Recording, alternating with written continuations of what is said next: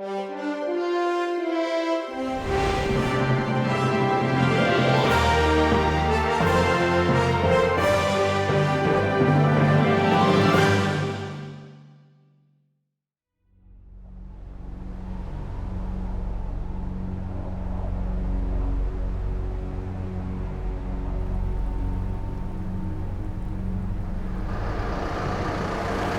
lebih cepat. Ayo cepat. Yang di dalam cepat. Ayo, gerak lebih cepat. Jangan lama-lama seperti wanita. Kau yang di belakang, cepat. Kau yang di belakang, cepat. Rambut apa ini? Baunya seperti kotoran. Rambut orang mati, berbagai jenis bulu binatang. Cepat. Bangun! Jangan lambat. Ayo cepat. Cepat.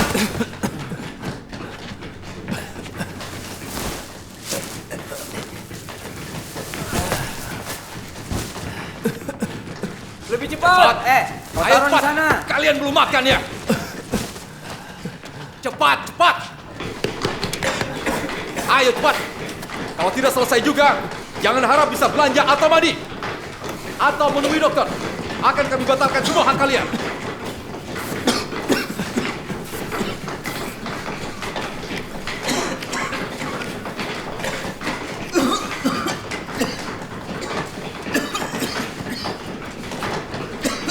Siapa yang menyuruhmu berhenti? Apa aku sakit kepala? Beraninya kau membantah. Sini. Jalan. Cepat. Jongkok. Dasar. Berani melawan. Rasakan semprotan mata ini. Begini cara memberi pelajaran.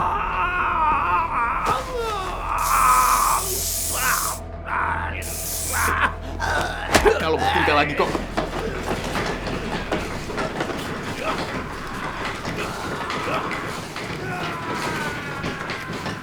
Yang Yi, Ada.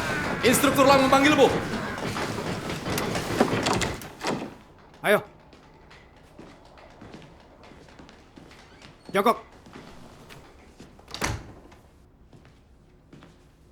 Yang Yi, bagaimana perkembangan reformasi ideologi ini bagimu? Apa kau tahu kejahatanmu adalah beriman dan juga menginjil? Beriman dan menginjil itu sah. Undang-undang menjamin kebebasan agama. Aku tidak melanggar hukum. Jika itu benar, kau takkan dipenjara kan? Gereja Tuhan yang Maha Kuasa lama dicap jadi kultus. Itu target prioritas untuk dihancurkan dan dilarang. Kau memberitakan Injil di mana-mana, sehingga banyak orang percaya Tuhan yang Maha Kuasa. Ini mengancam kedudukan politik dari Partai Komunis. Kau mau menumbangkan kekuasaan negara, ha? Menurutku ini kejahatan yang paling serius. Kau masih beranggapan tidak melanggar hukum. Kau harus mengakui kesalahanmu dan terima reformasi ini. Atau kau rasakan akibatnya. Juru selamat telah datang. Dia bekerja. Tuhan yang Maha Kuasa. Dia mengungkapkan kebenaran untuk menyelamatkan manusia dari kebinasaan. Kami ingin seluruh manusia dapat mendengar suara Juru Selamat, menerima kebenaran, dan memperoleh keselamatan Juru Selamat. Ini pesan terbaik bagi manusia. Sesuatu yang sangat baik. Kenapa kau terus menangkap dan menjebak kami?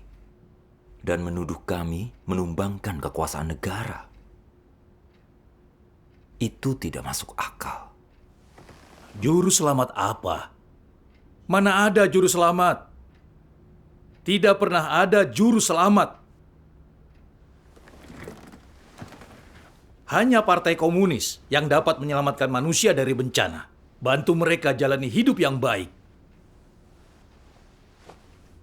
Yang Yi, pikirkan keadaanmu. Saat hukuman 10 tahunmu selesai, kau akan berusia 50-an. Hidupmu akan berakhir. Jika kau dengarkan partai, mengakui kejahatan dan menerima reformasi, hukumanmu berkurang 1 atau 2 tahun. Lebih baik kembali ke keluargamu daripada kau menderita di sini, ya kan? Apa kau begitu bodoh sampai tidak paham? Aku tidak berbuat jahat. Mengaku apa?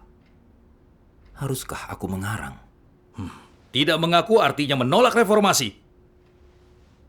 Untuk itu kami harus mengawasimu dan mengontrol gerakanmu dengan ketat. Saat kami memergokimu menyebarkan ide-ide kultus atau membahas iman, kau akan masuk sel penyiksaan. Tulis laporan ideologi malam ini dan serahkan besok.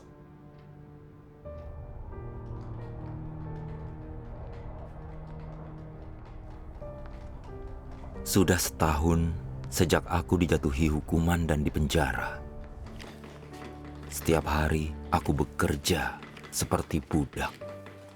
Aku juga tunduk pada pengawasan ketat para penjaga. Memikirkan hukuman 10 tahunku membuatku sedih dan tertekan. Kalian harus menerima reformasi. Di penjara iblis yang menyesakan ini, aku merindukan pembekalan firman Tuhan. Bahkan hanya 1 kalimat sehari sudah cukup. Tapi tampaknya itu terlalu indah untuk terjadi.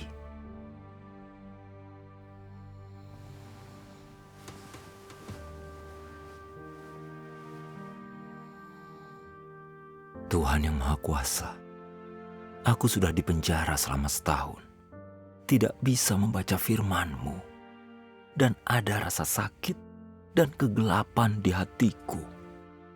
Kapan aku bisa kembali membaca firman-Mu?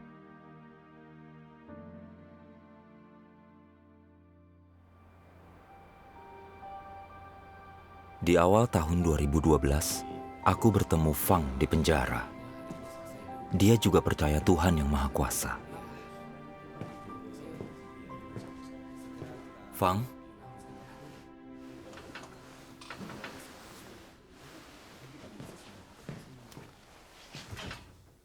kau baik-baik saja?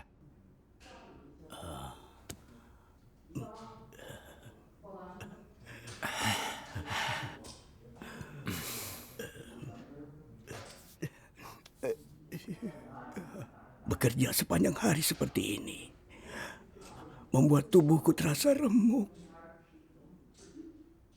Aku juga tidak bisa membaca firman Tuhan atau ikut pertemuan. Hukumanku 4 tahun lagi. Tapi entah apa aku bisa bertahan. Saat tidak membaca firman, hari terasa berat. 3-4 tahun terakhir, aku pasif dan lemah. Dan banyak mengeluh. Aku berhutang banyak pada Tuhan. Kenapa mereka menangkapmu? Aku mengirim buku untuk gereja. Seorang saudari tertangkap dan dia mengkhianatiku. Setelah ditangkap, aku menyimpan dendam untuk waktu yang lama dan sering mengeluh.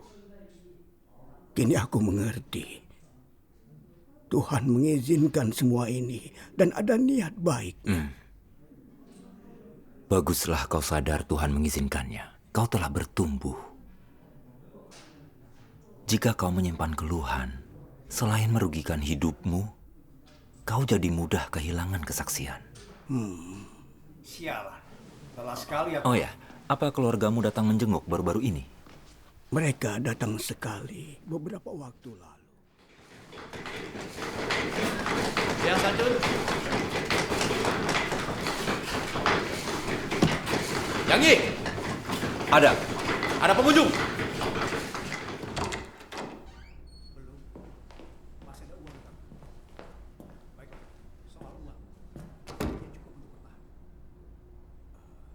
Saudari Cho.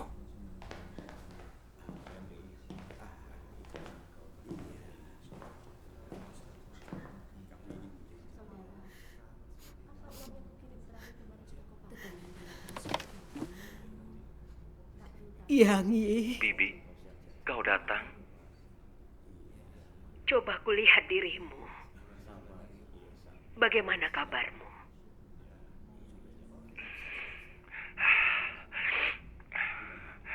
Aku baik. Aku hanya bekerja setiap hari. Jadi rasanya monoton. Karena sudah di sini, kita harus menghadapi kenyataan. Iya. Orang harus melewati kesukaran dalam hidup. Kau sudah di sini. Jadi jangan menyerah.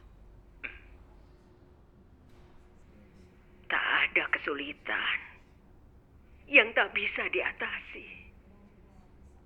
Iya. Keluargamu baik-baik saja. Kau tak perlu khawatir. Kami akan mengirimimu sejumlah uang. Jadi jangan ragu untuk membeli apa yang kau butuhkan. Baiklah. Sudah, waktunya habis. Waktunya sudah habis. Ayo. Kami bawakan makanan dan lainnya. Simpanlah untukmu sendiri. Jangan dibagi-bagi. Baiklah. Bangun. Ayo. Jaga dirimu baik-baik. Bibi, jangan khawatir. Aku akan menjaga diriku. Ayo cepat. Jaga diri kalian juga. Ayo.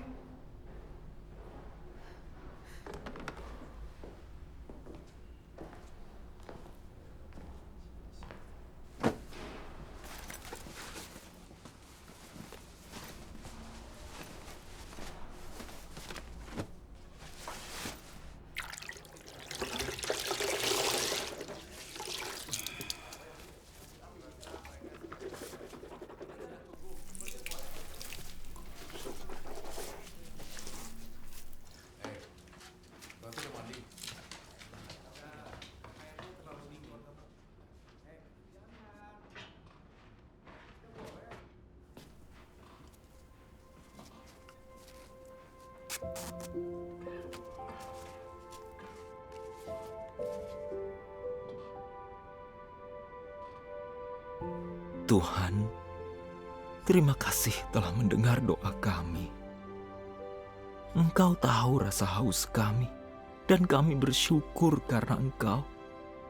Izinkan kami menerima firman-Mu.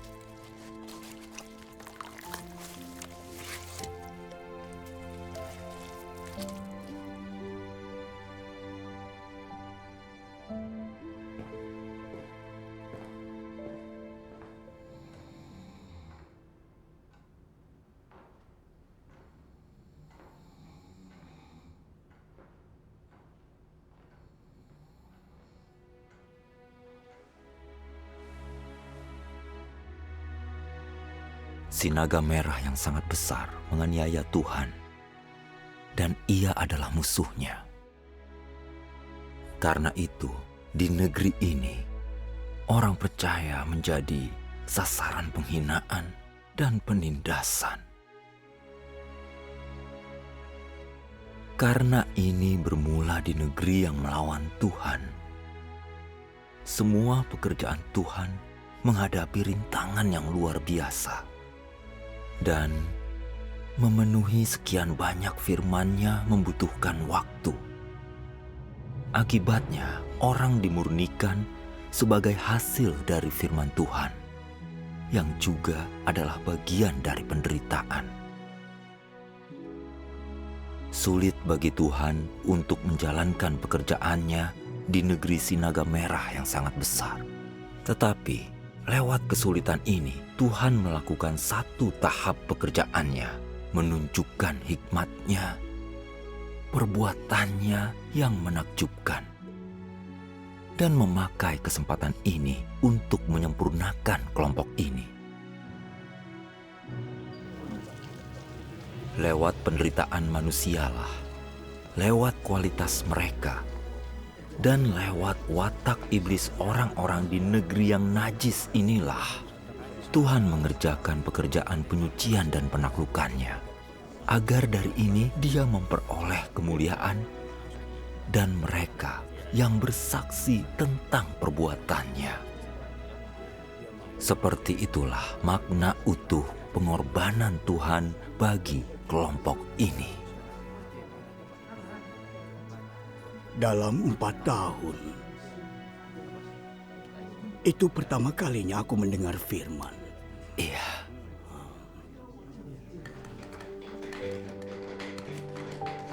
Firman Tuhan seperti cahaya dalam kegelapan. Itu menerangi hati kita dan memberi kita penghiburan dan semangat sehingga kita bisa bangkit dari rasa sakit dan kelemahan kita. Kita juga melihat penganiayaan Sinaga Merah yang sangat besar terhadap gereja makin tak terkendali. Di tahun 2013, lebih dari puluhan saudara tiba di penjara tempatku berada. Kau tidak apa? Iya. Kalian berdua baru di sini? Orang percaya? Hei, Hu, ayo kita merokok. 2 orang percaya lainnya. Hei, anak kaya, punya rokok? Kau tahu kenapa? Hai. Apa kalian orang percaya? Ya. Percaya Tuhan yang Maha Kuasa? Ya. Aku juga percaya kepadanya.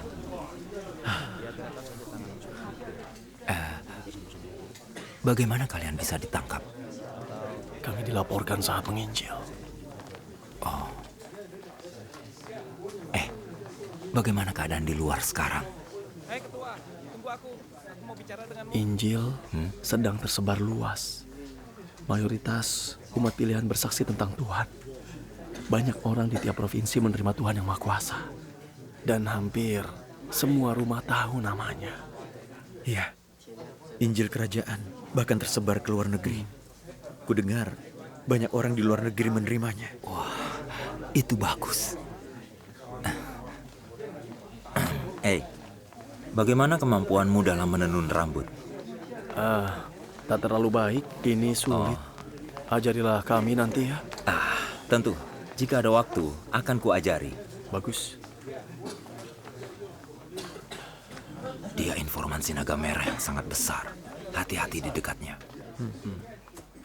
Istirahat selesai. Semua kembali bekerja.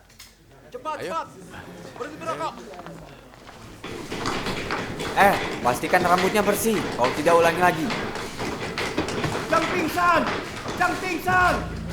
Jang! Hei, Jang. Dia pingsan. Apa yang terjadinya? Kalian, bawa dia. Cepat. Satu lagi yang pingsan karena kelelahan. Kita semua akan berakhir seperti itu. Apa yang terjadi? Dia pingsan. Jalan. Semuanya berhenti melihat. Kembali bekerja.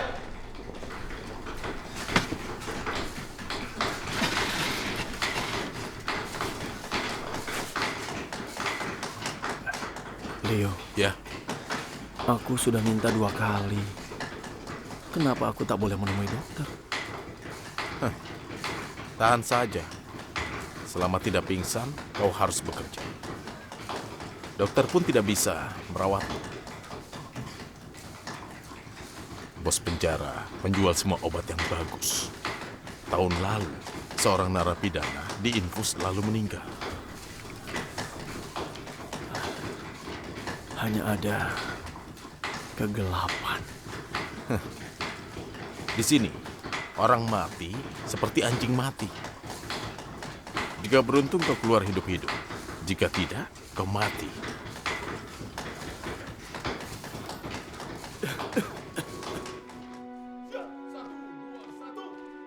Beban kerja di penjara sangat berat.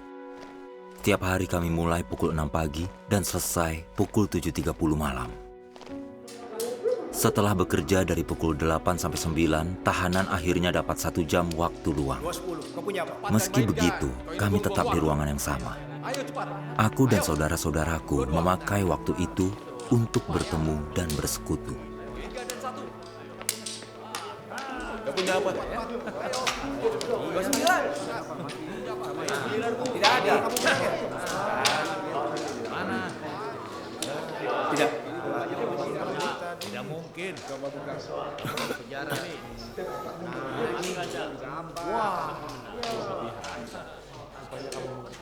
Kenapa penyakitmu menjadi parah?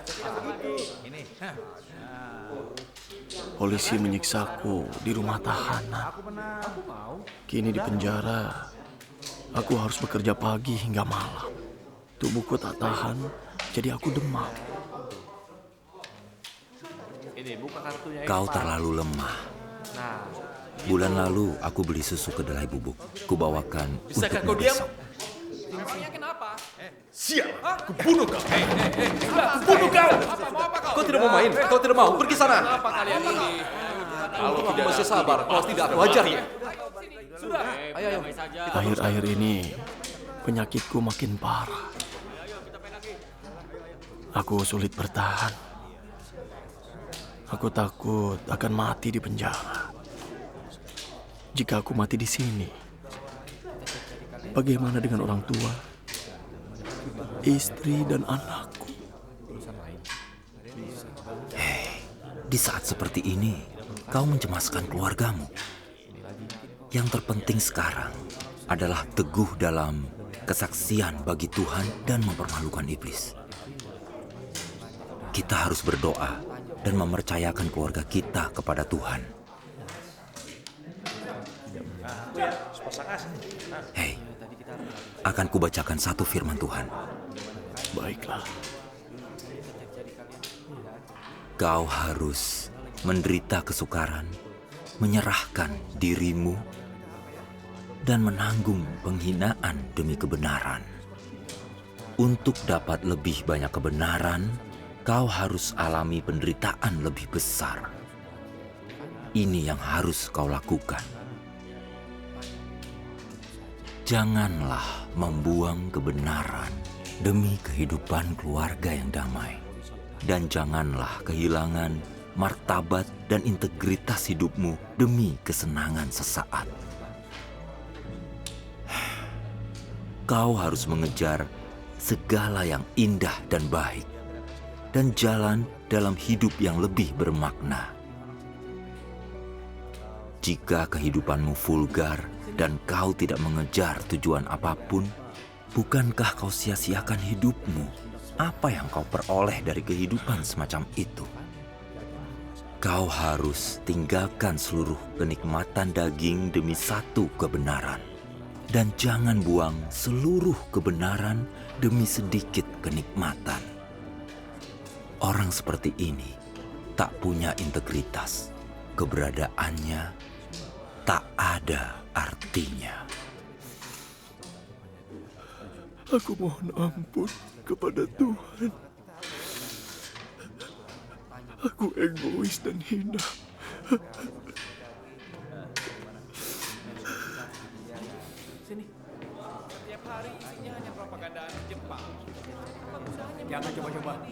Saudara-saudara di penjara dan dihukum beberapa tahun. Pasti sulit bagi mereka tanpa firman Tuhan untuk dibaca.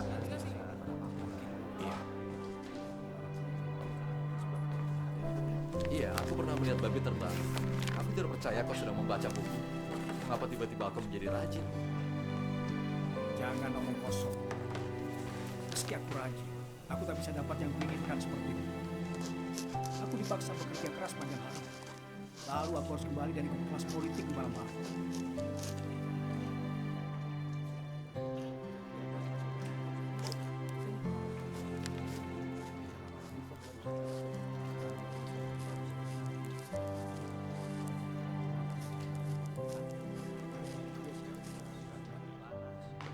Kita dipaksa lebih banyak bekerja, punggungku jadi sakit. Benar.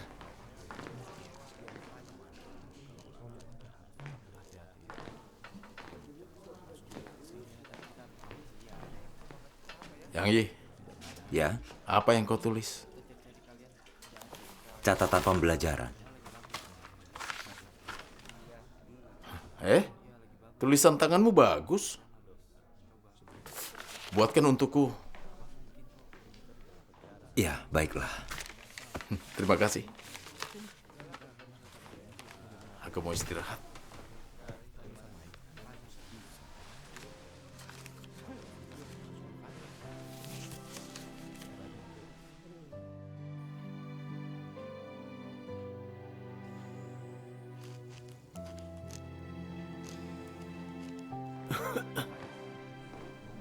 Hei, Gilliam. Ini firman Tuhan. Tuliskan firman Tuhan yang kau ingat. Kita bisa saling membagikannya. Baiklah, akan aku tulis apa yang ku ingat. Mari kita menonton TV. Baiklah. Ayo. Lupakan, aku malas nonton TV hari ini. Kita tidak boleh mengubah salurannya. TV-nya selalu dimonopoli orang yang sama. Iman dan kasih yang terbesar dituntut dari kita dalam tahap pekerjaan ini. Kita mungkin tersandung akibat kecerobohan kecil. Karena tahap pekerjaan ini berbeda dari pekerjaan sebelumnya. Tuhan menyempurnakan iman manusia yang tidak terlihat dan tidak berwujud. Yang Tuhan lakukan adalah mengubah firman menjadi iman, menjadi kasih, dan menjadi hidup. Orang harus dimurnikan ratusan kali sampai iman mereka lebih besar dari iman Ayub. Mereka harus menanggung penderitaan luar biasa dan segala macam siksaan tanpa pernah meninggalkan Tuhan. Ketika mereka taat sampai mati dan memiliki iman yang besar kepada Tuhan, maka tahap pekerjaan Tuhan ini selesai. 3 dan 1. Ayo cepat main. Makan itu. Menjudi. Ayo.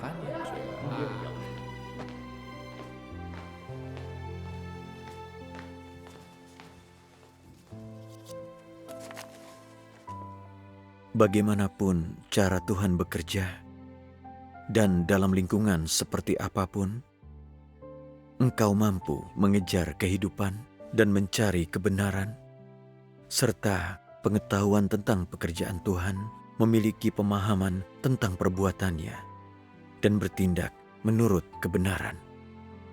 Melakukan itu artinya memiliki iman yang sejati, dan menunjukkan engkau belum kehilangan iman kepada Tuhan. Iman sejati berarti teguh dalam mengejar kebenaran melalui pemurnian, sungguh mengasihi Tuhan, tidak pernah meragukannya, menerapkan kebenaran untuk memuaskannya, apapun yang dia lakukan, mencari kehendaknya secara mendalam untuk memikirkannya.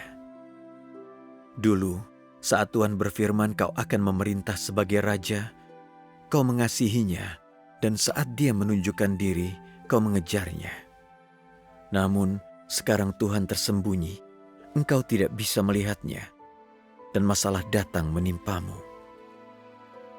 Kini, apakah engkau kehilangan harapan kepada Tuhan?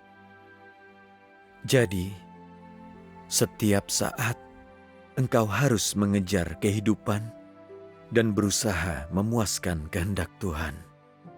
Inilah yang disebut iman sejati, dan inilah kasih yang paling sejati dan indah.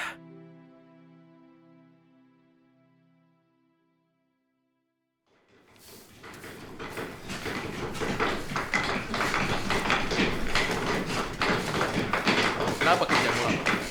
Karena aku sakit. Dasar, berani membantah kau sekarang. Keluar! Bulan lalu kau tidak memenuhi target, dan bulan ini kau masih lambat. Jongkok! Rasakan ini. Ini akibat membantah. Pak, ampun, Pak. Ampun. Rasakan lagi. Masih berani membantah. Ini hukuman bagi pemalas. Kita lihat apa kau akan malas lagi. Kau suka itu, ha? Coba kau malas lagi. Mana rasanya disetrum? Iya. Bagaimana rasanya disetrum, brengsek?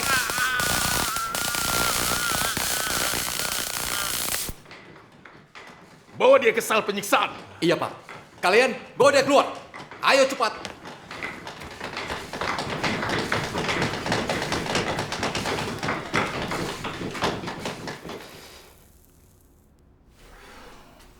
Chong Chimin, kau menolak menandatangani 3 surat. Ini bukti kau belum mengakhiri hubungan dengan gerejamu, dan kau masih saja percaya Tuhan Yang Maha Kuasa. Artinya itu kau menentang ideologi pemerintah. Ku peringatkan, kalau kau tidak menandatangani 3 surat, hukumanmu tidak akan dikurangi. Dan kau akan diawasi lebih ketat. Melanggar aturan sekecil apapun, akan ada akibatnya.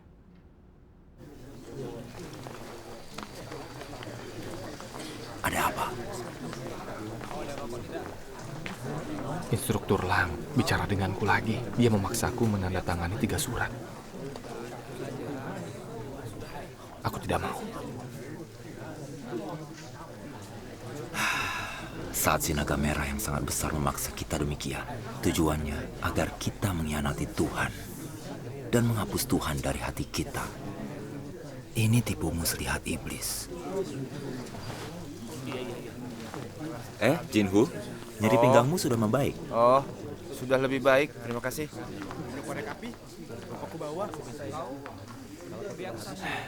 Kita dikelilingi pencobaan iblis di sini. Tanpa bekal firman, aku takut kita tidak bisa teguh. Kita harus mengandalkan Tuhan. Akan kutulis lebih banyak firman Tuhan.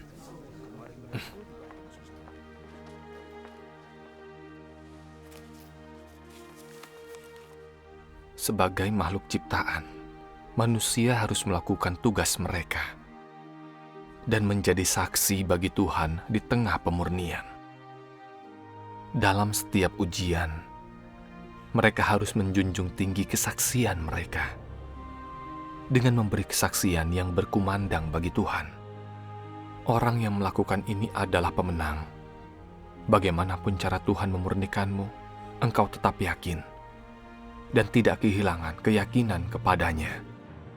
Engkau melakukan apa yang seharusnya manusia lakukan. Inilah yang Tuhan tuntut dari manusia.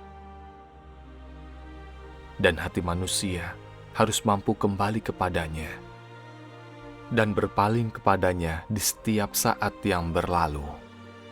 Inilah seorang pemenang. Para pemenang yang disebut Tuhan ini tetap mampu bersaksi, berbakti, dan setia kepada Tuhan. Bahkan ketika berada di bawah pengaruh dan serangan iblis, yaitu saat dikepung kekuatan kegelapan.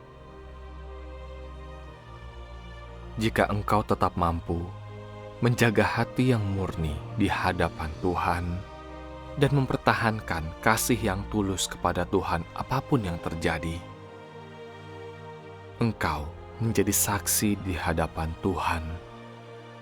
Dan inilah yang Tuhan maksudkan sebagai pemenang.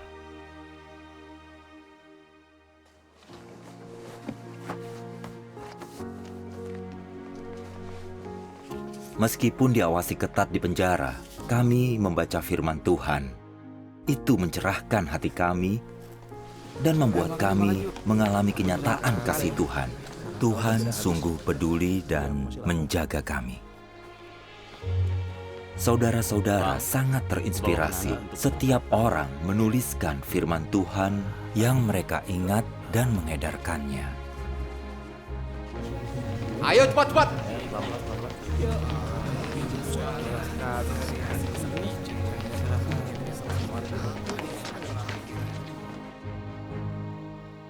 Hal yang engkau warisi hari ini melampaui warisan para rasul dan nabi sepanjang masa, dan bahkan lebih besar daripada warisan Musa dan Petrus.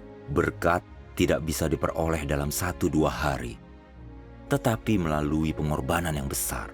Engkau harus memiliki kasih yang melalui pemurnian dan memiliki iman yang besar dan kebenaran yang Tuhan perintahkan untuk engkau peroleh. Kau juga harus berpaling dengan teguh pada keadilan, dan kasihmu kepada Tuhan haruslah tiada henti. Engkau harus punya ketetapan hati. Perubahan harus terjadi dalam watak hidupmu. Kerusakanmu harus dipulihkan. Kau harus menerima semua pengaturan Tuhan tanpa mengeluh dan tunduk sampai mati. Inilah yang harus kau capai. Inilah tujuan akhir pekerjaan Tuhan. Dan inilah yang Tuhan minta dari kelompok ini.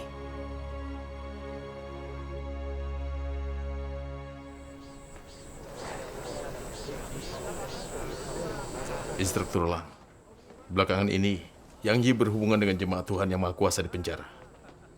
Mereka pasti membicarakan kepercayaan mereka.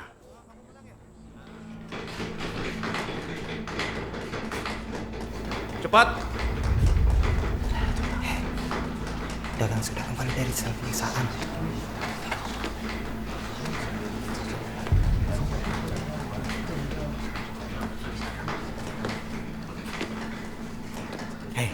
Sepertinya dia sangat menderita.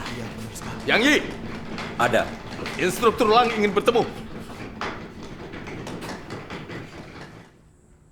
Yang Yi, ada berapa jemaat Tuhan yang Maha Kuasa di penjara? Aku tak tahu. Apa kau berkontak dengan mereka? Tidak. Kau kenal dengan mereka? Tidak. Ku dengar kau sering berhubungan dengan mereka. Tidak. Yang Yi, jangan mempermainkanku. Jangan dikira aku tidak tahu. Kapanpun kau berbicara dengan orang lain, aku pasti tahu. Terus terang saja, akan kuhukum siapapun yang membuat masalah.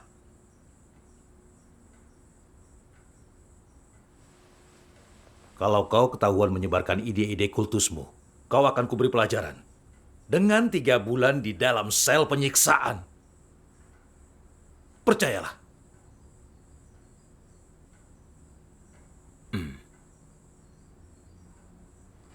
Aku peringatkan kau. Kau harus menjauhi Yang Yi. Dia target utama yang diawasi di penjara. Tidak ada jaminan dia keluar hidup-hidup. Tidak ada untungnya kau berhubungan dengannya. Aku baru, tak kenal dia. Tak ada hubungan. Kalau ketahuan berhubungan, target berikutnya yang akan diawasi adalah kau.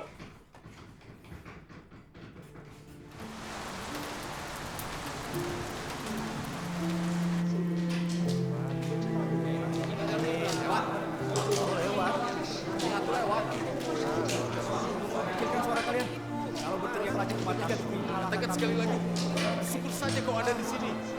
Kalau kita di luar, kau hajar apa yang bisa. Akan lagi.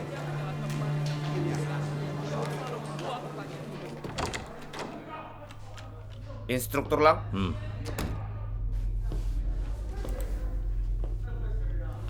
Buka rekaman pengawasan Yang Yi. Baik. Lihatlah ini.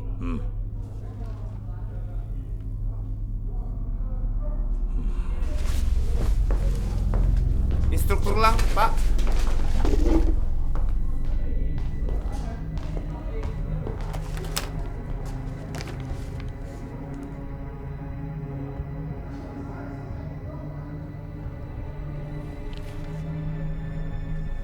Aku sangat lelah hari ini. Begitu aku bebas, aku tidak akan dapat pekerjaan lagi.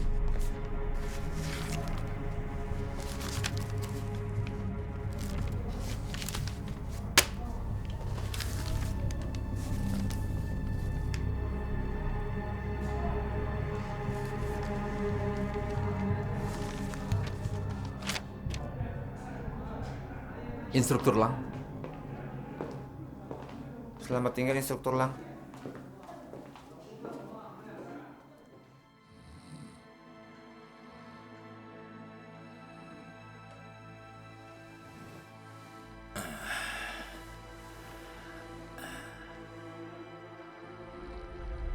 Kalau kau ketahuan menyebarkan ide-ide kultusmu, kuberi kau pelajaran.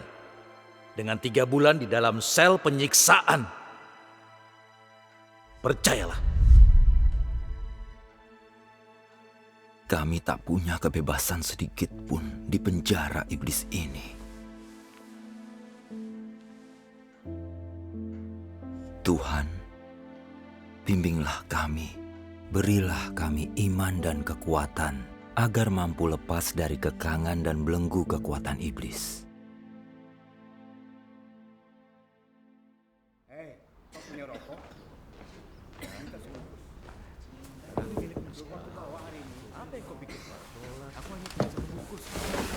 Hai. Ambillah sol sepatu yang dibawakan ibuku. Baiklah. Di dalamnya ada firman Tuhan yang sangat bagus. Mari kita salin dan segera berikan kepada yang lain. Iya.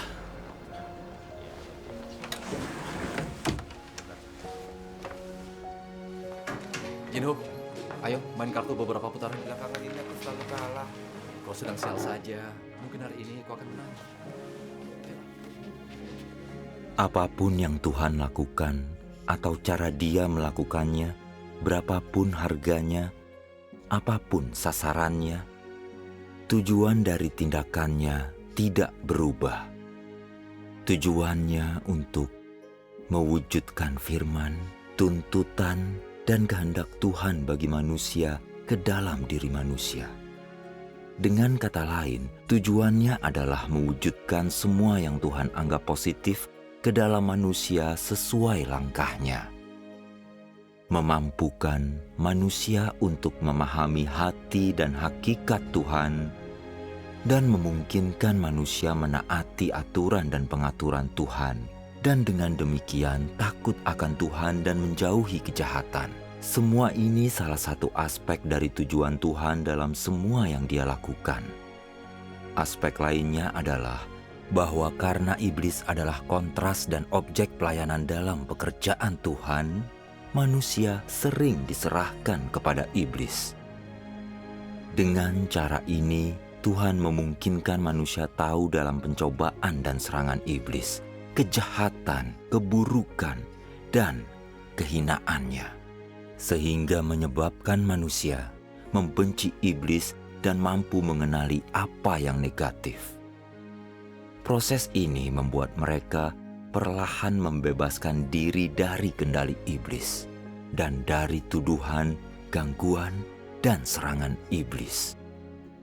Sampai karena firman Tuhan, pengetahuan dan ketaatan mereka kepada Tuhan, serta iman dan sikap takut mereka kepada Tuhan, mereka bisa menang atas serangan dan tuduhan iblis. Baru setelah itulah mereka dibebaskan dari wilayah kekuasaan iblis. Pembebasan manusia berarti bahwa iblis telah dikalahkan. Itu berarti mereka tidak lagi menjadi santapan di mulut iblis. Alih-alih menelan mereka, iblis telah melepaskan mereka. Ini karena orang-orang semacam ini jujur, karena mereka memiliki iman, ketaatan, dan takut akan Tuhan, dan karena mereka memutuskan hubungan dengan iblis.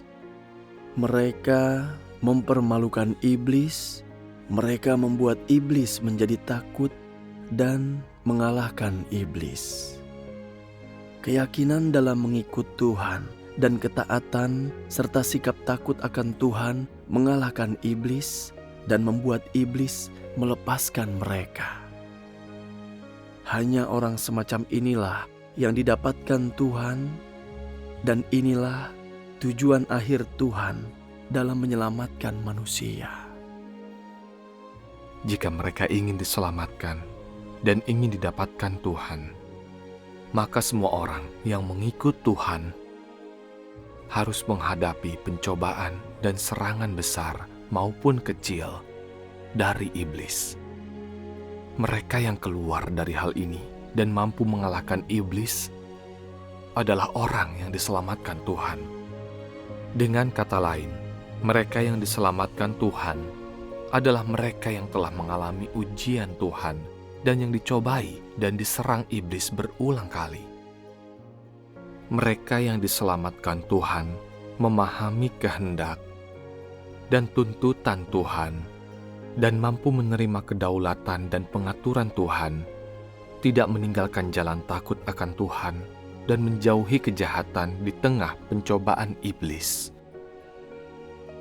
Mereka yang diselamatkan Tuhan adalah orang yang jujur, baik hati, mampu membedakan antara kasih dan kebencian, bersikap adil dan rasional, dan memedulikan Tuhan serta menghargai semua yang berasal dari Tuhan. Orang semacam itu tidak diikat, diintai, dituduh, ataupun disiksa iblis. Mereka bebas. Mereka telah dibebaskan dan dilepaskan sepenuhnya. Ayub adalah orang dengan kebebasan seperti itu. Dan inilah sesungguhnya makna penting mengapa Tuhan menyerahkan dia kepada iblis. Bahkan dalam mimpiku tak pernah kubayangkan bisa membaca seluruh bagian firman di penjara. Aku tidak berani memikirkannya. Pada hari-hari itu, kami membaca 5 bagian terbaru firman Tuhan berturut-turut. Bagaimana mengetahui watak Tuhan dan hasil yang akan dicapai pekerjaannya. Pekerjaan Tuhan, watak Tuhan, dan Tuhan itu sendiri 1, 2, 3. Tuhan itu sendiri Tuhan yang unik. 1. Setelah membaca 5 bagian ini, kami merasakan sukacita yang luar biasa. Dan semuanya langsung merasa termotivasi. Aku tidak menyangka bisa membaca banyak firman Tuhan di penjara setan itu. Ini anugerah dan berkat Tuhan. Pada waktu itu, setiap kali ada kesempatan kami pasti membaca firman Tuhan terbaru dan menangis setelahnya. Kami merasa firman Tuhan bagaikan mata air segar yang memuaskan dahaga hati kami. Kami menantikan waktu yang bisa kami habiskan tiap hari seperti ini. Alangkah indahnya. Meskipun pekerjaan yang terlalu banyak membuat kami lelah setiap hari, kami merasakan kedamaian dan sukacita di hati dan menikmati pemeliharaan, perlindungan, dan hadirat Tuhan. Sukacita kami berasal dari firman Tuhan, dan kami mampu melewati hari-hari di penjara seperti itu. Di sektor 12, baru-baru ini orang percaya mengedarkan catatan. Banyak orang percaya di sektor kita. Jadi kita tidak boleh membiarkan ini terjadi di sini. Ya. Beberapa hari ini, narapidana melapor. Mereka berhubungan setiap kali ada kesempatan. Kita harus terus mengawasi dan melihat apa yang mereka rencanakan.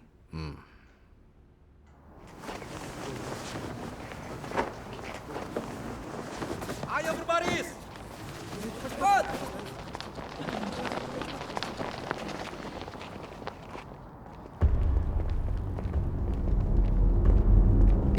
Instruktur ulang.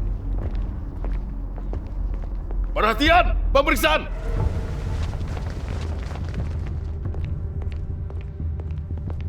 Jangan bergerak.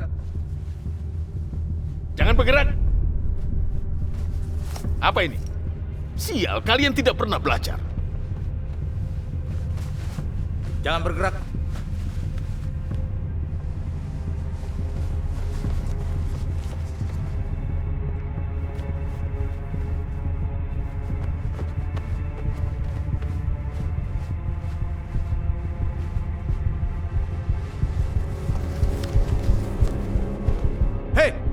Kau! Apa yang kau lakukan? Sembunyikan apa? Sialan! Mau masuk sel penyiksaan?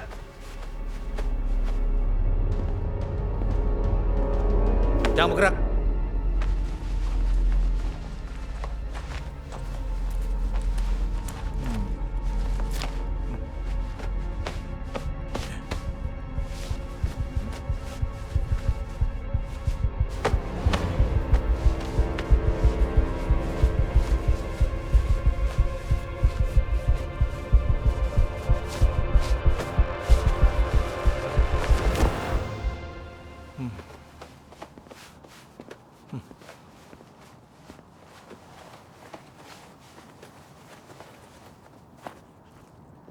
Turunkan tangan.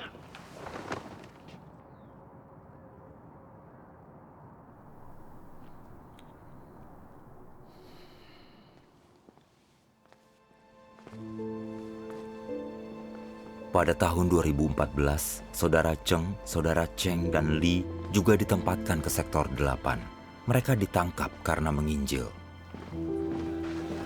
Awalnya, Saudara Cheng selalu tampak sangat khawatir.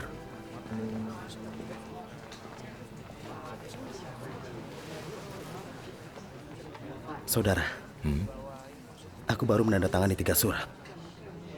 Aku terus merasa gelisah. Aku merasa telah dikutuk. Niatku ingin bijak menangani mereka, bukannya untuk mengkhianati Tuhan. Mengapa aku gelisah setelah tanda tangan? Apakah aku telah mengkhianati Tuhan? Bagaimana pandanganmu?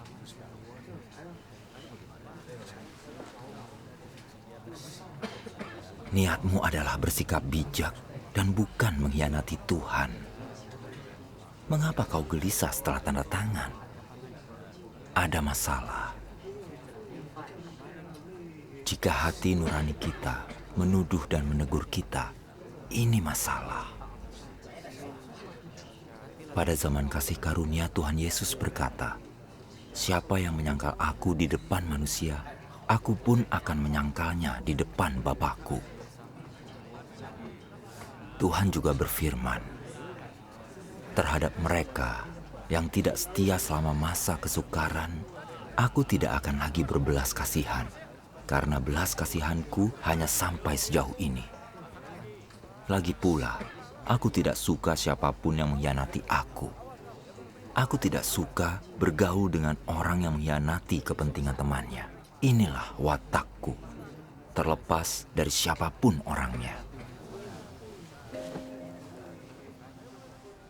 Apa kau memandang masalah ini menurut gagasan manusia atau berdasarkan firman Tuhan?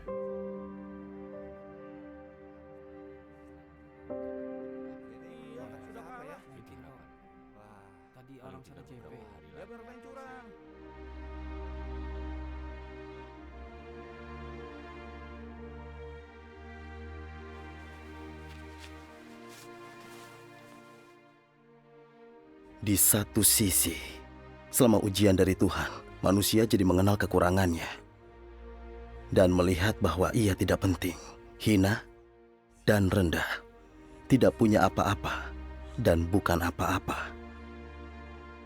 Di sisi lain, selama ujiannya, Tuhan menciptakan lingkungan yang berbeda bagi manusia, yang membuatnya makin mampu mengalami keindahan Tuhan. Walaupun kesengsaraannya berat dan kadang tidak tertahankan, bahkan mencapai tahap duka cita yang meremukkan. Setelah mengalaminya, manusia melihat betapa indahnya pekerjaan Tuhan dalam dirinya. Dan atas dasar ini, lahirlah dalam diri manusia kasih yang sejati kepada Tuhan.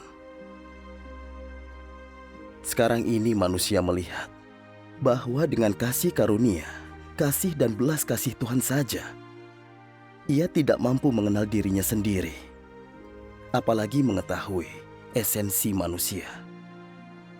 Hanya melalui pemurnian dan penghakiman dari Tuhan. Dan dalam proses pemurnian itu sendiri, manusia bisa mengenal kekurangannya dan mengetahui ia tidak memiliki apa-apa. Maka, kasih manusia akan Tuhan dibangun atas dasar pemurnian dan penghakiman Tuhan.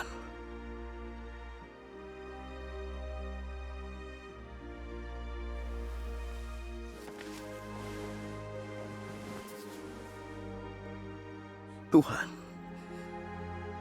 menandatangani 3 surat adalah kesalahan. Itu artinya mengkhianatimu. Aku menyesalinya. Jika ada kesempatan lain, meski dipukuli sampai mati, aku tidak akan menandatangani 3 surat dan teguh bersaksi.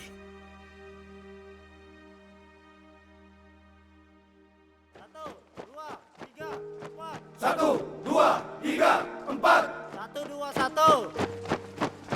1, 2, 1.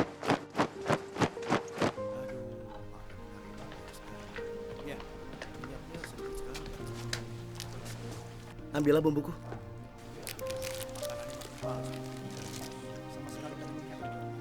Kita tak bisa mencernanya.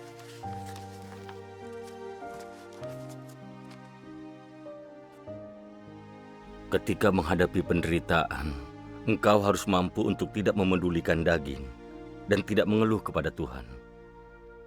Ketika Tuhan menyembunyikan dirinya, engkau harus mampu memiliki iman untuk mengikutinya, menjaga kasihmu kepadanya, tanpa membiarkan kasih itu hilang. Apapun yang Tuhan lakukan, engkau harus tunduk pada rancangannya dan siap untuk mengutuki dagingmu sendiri daripada mengeluh kepadanya. Engkau harus memuaskan Tuhan lewat ujian, meski engkau menangis getir atau enggan berpisah dengan objek yang kau kasihi. Hanya inilah kasih dan iman yang sejati. Bagaimanapun tingkat pertumbuhanmu yang sebenarnya, engkau pertama-tama harus berkeinginan menderita dan memiliki iman yang sejati. Juga harus berkeinginan meninggalkan daging. Engkau harus rela menanggung kesukaran dan kepentinganmu dirugikan demi memuaskan kehendak Tuhan dan mampu menyesali diri. Di masa lalu, engkau tidak mampu memuaskan Tuhan dan sekarang engkau dapat menyesali dirimu. Engkau tidak boleh kurang dalam satu pun dari hal-hal ini. Melalui hal-hal inilah Tuhan akan menyempurnakanmu. Jika engkau tidak dapat memenuhi kriteria ini, engkau tidak bisa disempurnakan.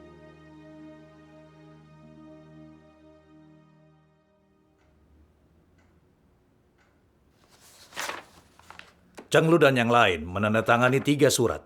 Mengapa sekarang dibatalkan? Sialan, semuanya membatalkan pengakuan. Apakah salah satu jemaat itu memengaruhi mereka? Iya. Kau awasi semua jemaat Tuhan yang Maha Kuasa di semua sektor. Jangan sampai mereka saling berhubungan. Baik, Pak. Apa kau dapat pengurangan hukuman kali ini? Hanya mimpi. Sial. Setiap tahun mereka bilang akan meringankan hukumanku, tapi itu omong kosong. Sekeras apapun kau bekerja, semuanya sia-sia. Uang bisa memperingan hukuman. Kau ada uang? Bagaimana kau bisa membayar? Kantongmu kosong. Kau tidak punya uang sama sekali.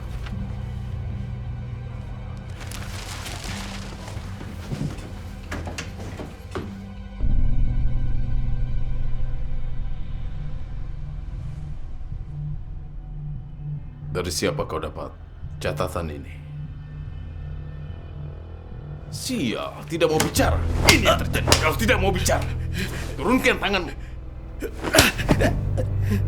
Dari siapa? Jawab aku. Brengsek. Bicara. Jawab aku. Sialan, mulutmu terkunci rapat.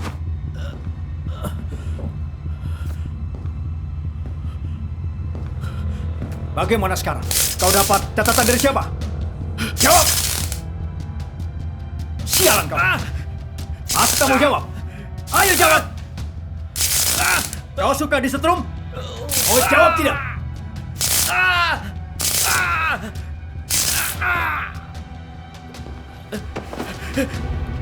Semalam Chong Ming berbicara denganmu. Apa dia yang memberikannya? Jawab! Bicara! Sialan! Katakan! Bunuh kalau tidak bicara! Katakan!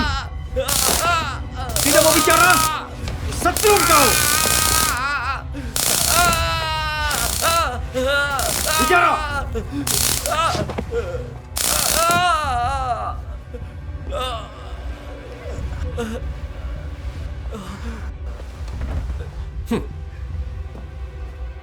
Menyebarkan ideologi kultus di penjara. Nyalimu besar sekali. Bawa Chong Ming masuk. Jalan. Mereka menangkap 2 orang percaya. Ayo, coba kita lihat. Ayo cepat. Apa yang terjadi saya? Wah, keduanya tak pernah membuat Jakob, masalah. Kalian menolak direformasi dan berani mengedarkan catatan. Kalian pasti cari mati. Sudah kami katakan berkali-kali, jangan menyebarkan ide-ide kultus. Tapi kalian melanggarnya. Sekarang rasakan sel penyiksaan ini. Tuhan, lindungilah kedua saudara ini agar teguh dalam kesaksian untukmu. Bawa mereka. Jalan. Sepertinya itu karena mereka mengedarkan catatan. Semuanya kembali bekerja. Semua kembali bekerja, sialan. Mau masuk sel penyiksaan. Ayo cepat. Tuhan, lindungilah mereka agar mampu berdiri teguh dan tidak menyerah pada iblis.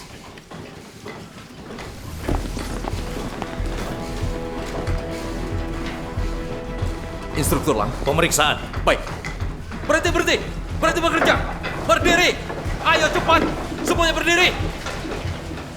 Tangan di kepala. Geledah mereka. Jangan bergerak. Jangan bergerak.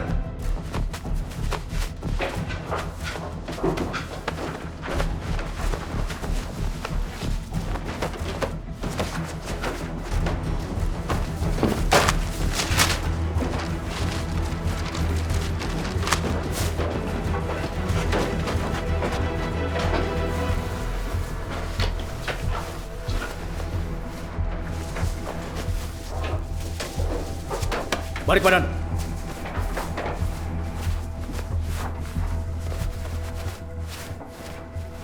Penggeledahan lagi. Apa yang mereka temukan ya? Apa yang Lihat mereka cari? kekacauan yang Kacau. Di mana pakaian? Punya siapa ini? Orang percaya. Aku tanya punya siapa? Mereka membuat kita menderita bersama mereka. Lihat Siapa akibat dari catatan garuk mereka. ini? Ayo ambil. Cepat.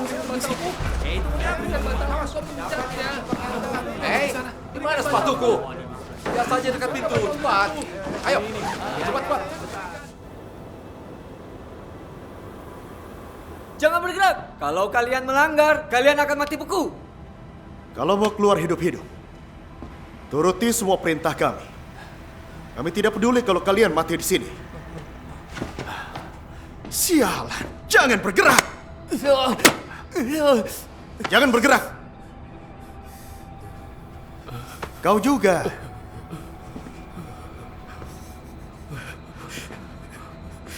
Berdiri tegak. Brengsek, berdiri yang tegak.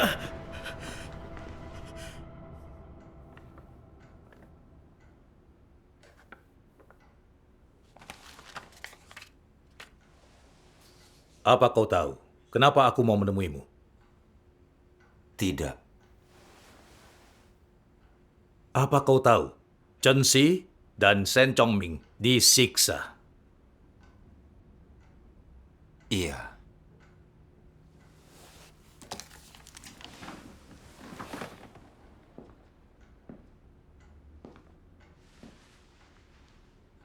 Jadi kau yang mengedarkan ini? Bukan aku. Kubandingkan dengan tulisan tanganmu. Kau yang tulis. Kau masih mau berbohong. Bukan aku yang mengedarkan.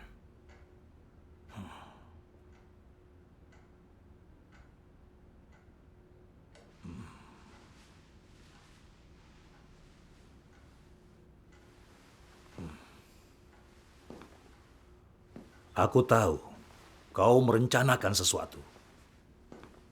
Kali ini aku tidak akan melanjutkan masalah ini. Tapi kau harus mulai berperilaku baik.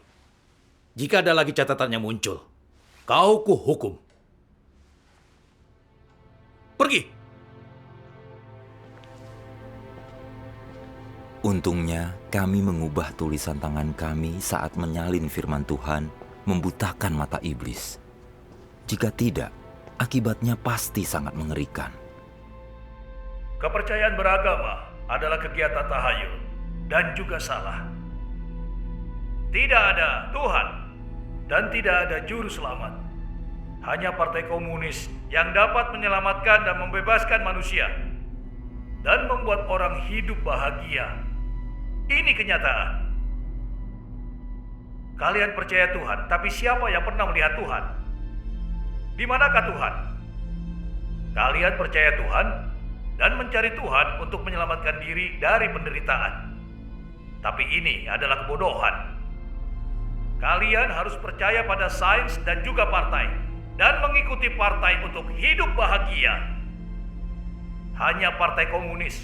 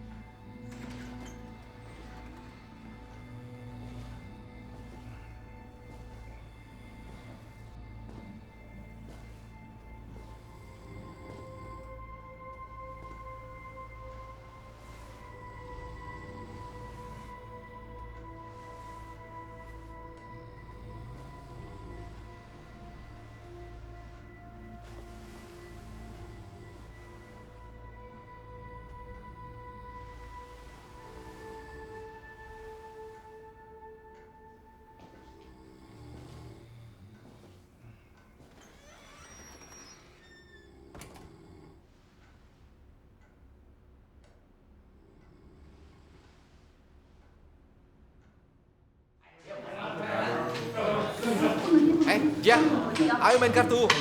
Ayolah. Ya lama-lama, ayolah. Kau punya apa?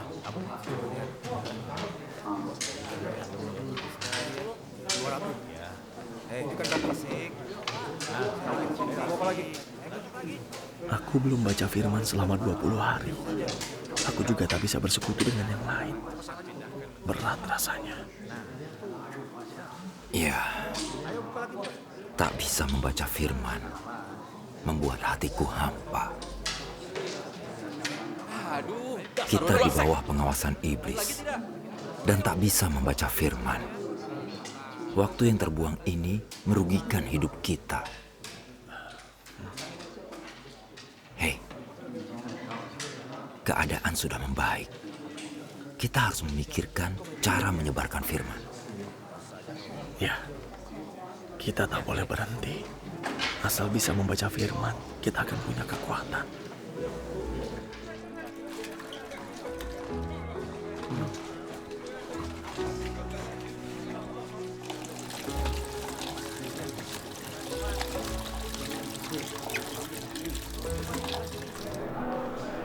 Caliang, ya, ini. Terima kasih.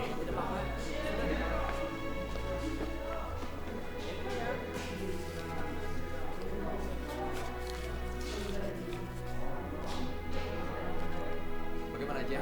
Nasib lu sama main lagi? Apapun yang mainkan aku kalah. Sudah nasib.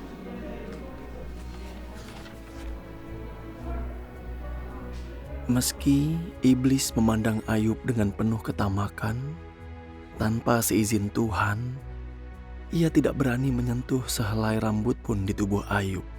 Meskipun iblis pada dasarnya jahat dan kejam, setelah Tuhan mengeluarkan perintahnya kepadanya, ia tidak punya pilihan selain mematuhi perintah Tuhan. Jadi, meski iblis sama buasnya seperti serigala di antara domba saat menyerang Ayub, ia tidak berani melupakan batas yang ditetapkan Tuhan untuknya, tidak berani melanggar perintah Tuhan, dan dalam semua yang ia lakukan, iblis tidak berani menyimpang dari prinsip dan batasan firman Tuhan. Bukankah ini fakta? Dari sini dapat dilihat bahwa iblis tidak berani menentang satupun firman Tuhan Yahweh. Bagi iblis, setiap firman dari mulut Tuhan adalah perintah dan hukum surgawi, sebuah pengungkapan otoritas Tuhan. Karena di balik setiap firman Tuhan, tersirat hukuman Tuhan bagi pelanggar perintahnya dan bagi mereka yang tidak menaati hukum surgawi. Iblis mengetahui bahwa jika ia melanggar perintah Tuhan, ia harus menerima konsekuensi dari pelanggaran terhadap otoritas Tuhan dan menentang hukum surgawi. Lalu, apa konsekuensinya? Tentu saja, konsekuensinya adalah hukuman Tuhan terhadap dirinya. Tindakan iblis terhadap Ayub hanyalah mikrokosmos dari perusakannya terhadap manusia. Dan ketika iblis melakukan hal-hal ini, batas yang Tuhan tetapkan dan perintah yang Dia berikan kepada iblis hanyalah mikrokosmos dari prinsip dalam semua yang dia lakukan. Selain itu, peran dan posisi iblis dalam hal ini hanyalah mikrokosmos dari peran dan posisinya dalam pekerjaan pengelolaan Tuhan dan ketaatan penuh iblis kepada Tuhan selama mencobai Ayub hanyalah sebuah mikrokosmos dari bagaimana iblis tidak berani menentang Tuhan sedikit pun dalam pekerjaan pengelolaannya. Peringatan apa yang mikrokosmos ini berikan kepadamu? Di antara segala sesuatu, termasuk iblis, tidak ada orang atau hal apapun yang dapat melanggar hukum dan aturan surgawi yang ditetapkan Sang Pencipta. Dan tak ada orang atau hal yang berani melanggar hukum surgawi ini. Karena tak ada orang atau hal yang dapat mengubah atau lolos dari hukuman Sang Pencipta atas ketidaktaatan. Hanya Sang Pencipta yang dapat menetapkan hukum dan aturan surgawi. Hanya Sang Pencipta yang memiliki kuasa untuk mengerahkannya. Dan hanya kuasa Sang Pencipta yang tidak dapat dilanggar oleh orang atau hal apapun. Inilah otoritas unik Sang Pencipta. Dan otoritas ini adalah yang tertinggi di antara segala sesuatu, sehingga tidak mungkin dikatakan Tuhan adalah yang terbesar dan iblis nomor 2. Kecuali Sang Pencipta yang memiliki otoritas unik, tidak ada Tuhan yang lain.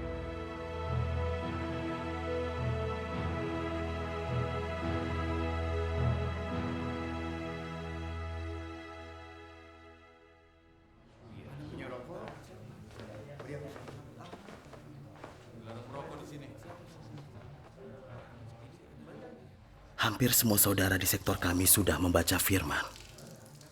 Tapi aku tidak tahu tentang saudara di sektor lainnya. Kita harus cari cara bagikan firman ke mereka.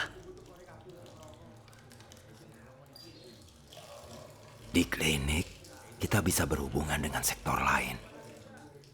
Aku menyebarkan firman di sana 2 kali. Lalu penjaga memperhatikan, jadi aku berhenti.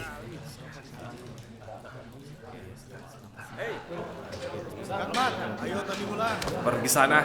Kau lihat apa? Baiklah. Ayo sini. Baiklah. Ku dengar besok kau akan pergi ke klinik. Belakangan ini aku tidak enak badan. Kau harus menjaga diri. Bisakah kau memikirkan cara menyebarkan firman ke sektor lain saat di klinik? Tentu. Menyebarkan firman di klinik berbahaya. Kau bisa digeledah sewaktu-waktu. Kau harus mengandalkan Tuhan. Kita sudah dikurung di sini. Apalagi yang ditakuti. Jika bisa membantu yang lain membaca firman, mengambil risiko adalah hal benar.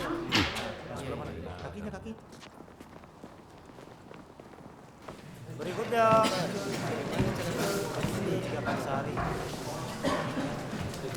Berikutnya.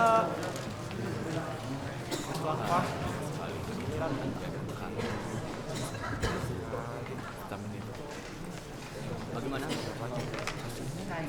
Terima kasih. Iya, baik-baik.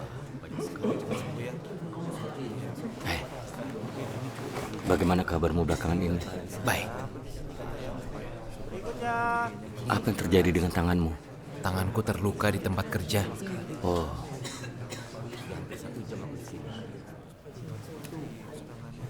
Ini firman Tuhan. Setelah selesai berikan kepada saudara lain di sektormu.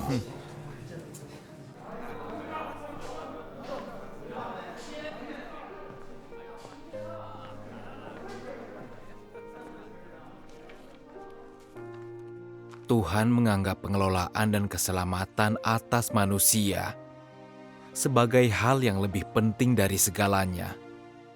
Dia melakukan hal-hal ini tidak hanya dengan pikirannya atau firman-Nya, dan tentu saja tidak dengan sikap yang asal-asalan. Dia melakukan semua ini dengan perencanaan, dengan tujuan, standar, dan kehendak-Nya. Jelaslah bahwa pekerjaan untuk menyelamatkan manusia ini memiliki makna yang sangat penting baik bagi Tuhan maupun manusia. Sesulit apapun pekerjaan itu, sebesar apapun rintangannya, selemah apapun manusia, atau sedalam apapun pemberontakan manusia, tidak satu pun dari semua ini yang sulit bagi Tuhan. Tuhan menyibukkan dirinya, melakukan upayanya yang sungguh-sungguh, dan mengelola pekerjaan yang Dia sendiri ingin lakukan. Dia atur semuanya dan kendalikan semua orang yang akan Dia kerjakan dan semua pekerjaan yang ingin Dia bereskan. Tidak satu pun pernah dikerjakan sebelumnya. Ini pertama kalinya Tuhan menggunakan metode ini dan membayar harga sebesar ini untuk proyek besar pengelolaan dan penyelamatan manusia. Sementara Tuhan melakukan pekerjaan ini sedikit demi sedikit tanpa menyembunyikan apapun. Dia mengungkapkan kepada manusia upayanya, apa yang dia miliki, dan siapa dirinya.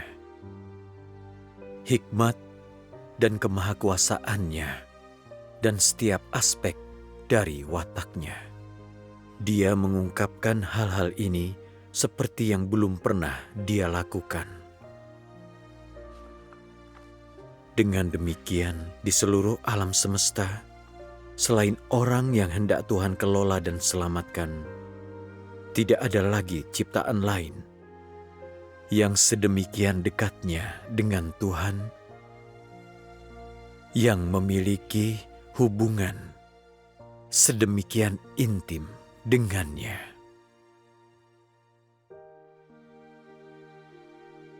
Di dalam hatinya, manusia yang ingin Dia kelola dan selamatkan adalah yang paling penting. Dia memandang mereka berharga di atas segalanya. Meskipun Dia telah membayar harga yang sangat mahal demi mereka. Dan meskipun Dia disakiti dan tidak ditaati oleh mereka, Dia tidak pernah meninggalkan mereka dan terus melakukan pekerjaannya tanpa mengenal lelah, tanpa keluhan ataupun penyesalan. Ini karena Dia tahu cepat atau lambat manusia akan terbangun oleh panggilannya dan tergerak oleh firman-Nya, menyadari bahwa Dia adalah Tuhan atas ciptaan dan kembali ke sisinya.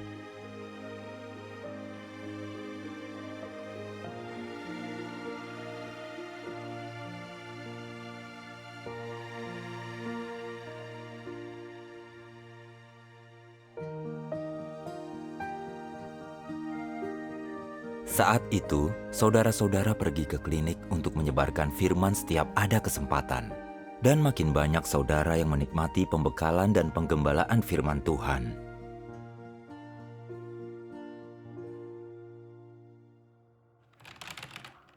Namun, baru saja kami bersuka cita atas hal ini, Dia kembali lagi. bahaya mengintai kami sekali lagi.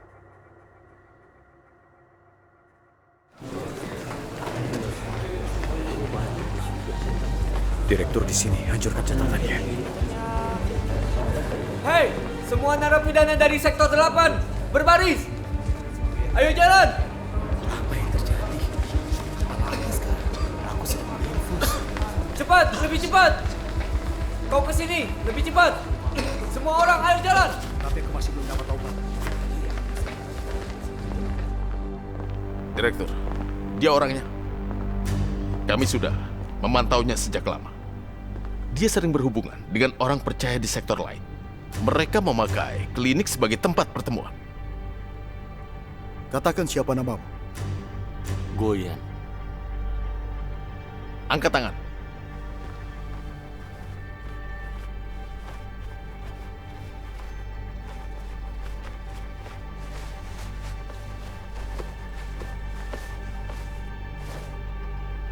Brengsek. Aku tidak percaya kau tidak bawa apa-apa. Lepaskan sepatumu.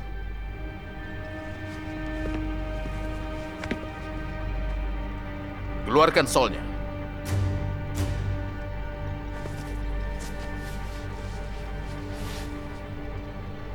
Balikan. Goyangkan. Yang satunya. Balikan. Goyangkan.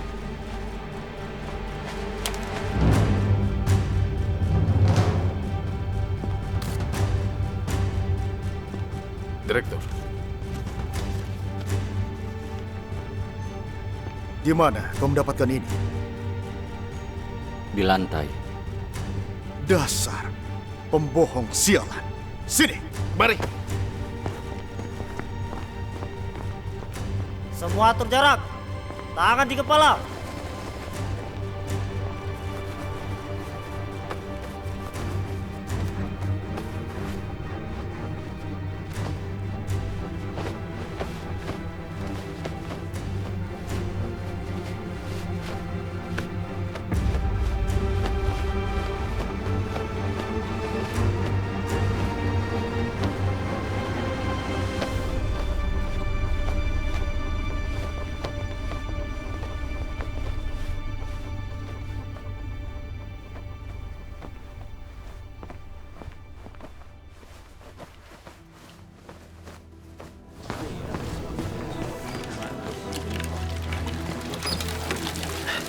Yani, Goyan dalam masalah. Sembunyikan firman, hancurkan catatan yang sudah kau hafal. Hei, beritahu yang lain. Baiklah.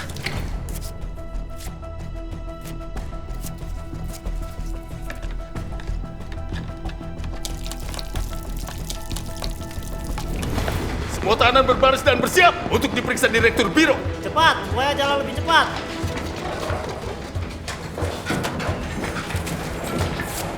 Geledah dengan teliti.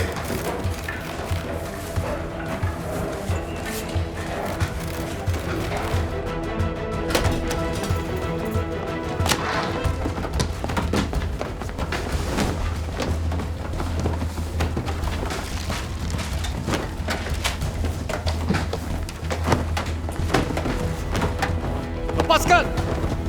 Lebih cepat. Goyangkan sepatumu. Lebih cepat lagi. Cepat. Lepaskan. Lebih keras. Cepat. Tangan di atas.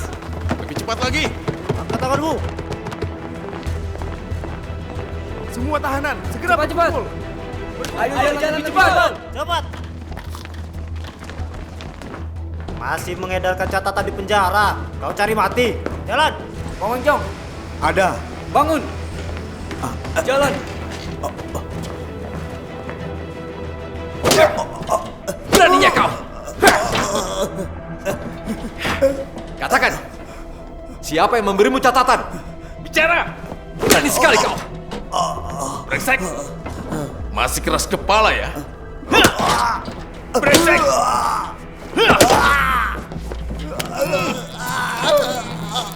Brengsek. Jawab aku. Masih tidak mau bicara. Lakukan perintahku. Atau kupukul kau sampai mati. Kau bergerak. Bilang jangan bergerak. Jangan bergerak. Kau, sini. Lanjutkan. Berdiri. Berdiri tegak. Berdiri yang tegak. Masuk sana. Brengsek. Lakukan perintahku. Jangan bergerak. Hei, dia mengedarkan catatan agama. Beri dia pelajaran. Jangan bergerak. Brengsek. Beraninya mengedarkan catatan di penjara. Kubunuh kau. Buka bajumu. Sialan, cepat. Kau mengedarkan catatan dan tak bekerja. Kau mau tahu rasanya diranjang besi? Buka baju. Tuhan, kumohon lindungi aku. Cepat. Buka! Masuk Lepaskan sana. aku. Jangan. Aku tidak berbuat salah. Perintah pimpinan, tempatkan di ranjang besi. Bawa dia ke sana. Ayo, Kau, sini. Ya. Maaf. Ya, Berdiri. berdiri. Pegang dia. Lepaskan aku. Perintahku. Tangan dia. Ya. Lepaskan. Brengsek, gua habisi kau. Di sini pun kau tidak mau mendengar. Rasakan akibatnya.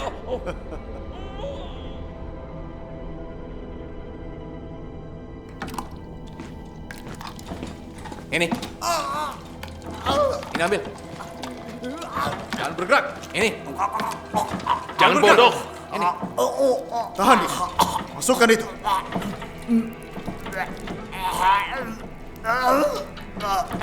Brengsek. Aku tidak bisa memasukkannya. Minggir. Siap. Dasar brengsek. Strom dia. Sialan kau.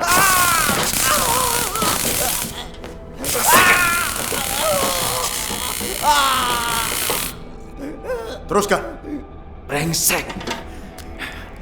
Lakukan perintahku. Rasakan akibatnya, dasar brengsek. Tuang.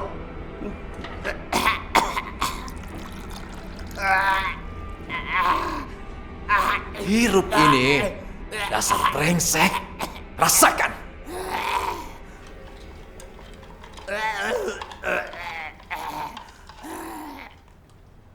Kalian yang percaya Tuhan, dengarkan. Kalian harus mengikuti peraturan. Jangan ada lagi diskusi tentang kepercayaan atau mengedarkan catatan. Ini aturannya.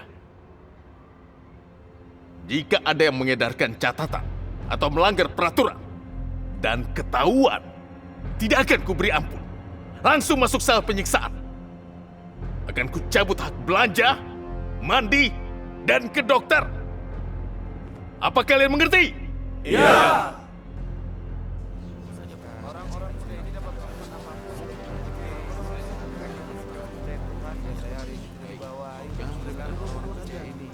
Kejahatan mereka jauh lebih serius daripada kita. Mereka semua penjahat politik.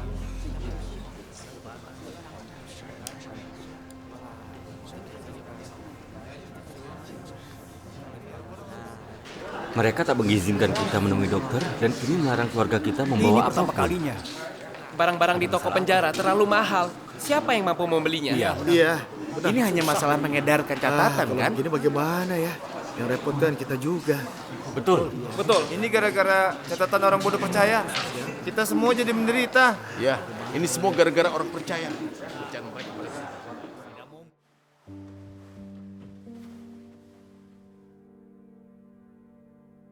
Kini, pengawasan di penjara sangat ketat.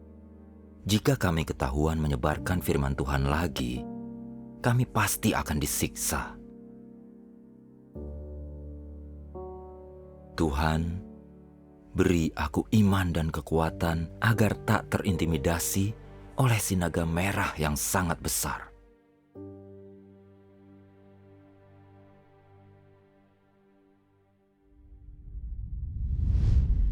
或许你们都记得这样的话，我们这只赞之情的苦楚，要为我们成就极重无比永远的荣耀，要为我们成就极重无比永远的荣耀。这句话是神在末世要成就的，而且是成就在大红龙盼我之地。受到大轰隆残酷迫害的人身上。因这大轰隆是逼迫神的，是神的仇敌，所以在此地的人都因着信神，都因着信神而受羞辱，受逼迫。所以这话是成就在你们这般人身上的，这话是成就在你们这般人身上的。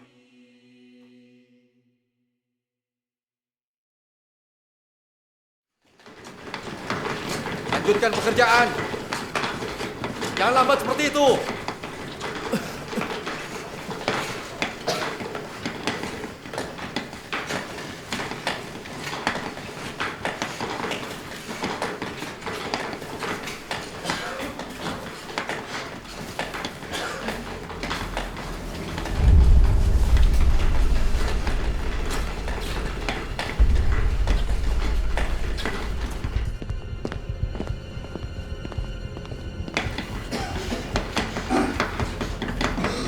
Tunjukkan kecepatan dan efisien.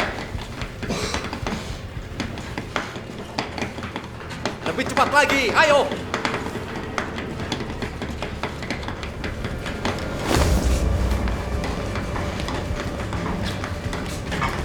Yang Yi, Ada. mari.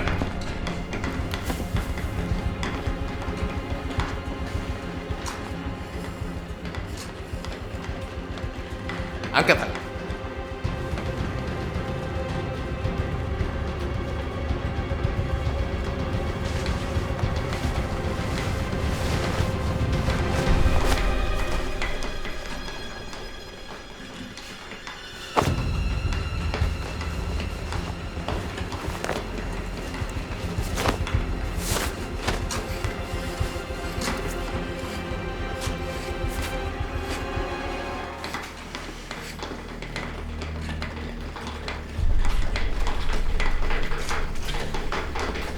Kembali.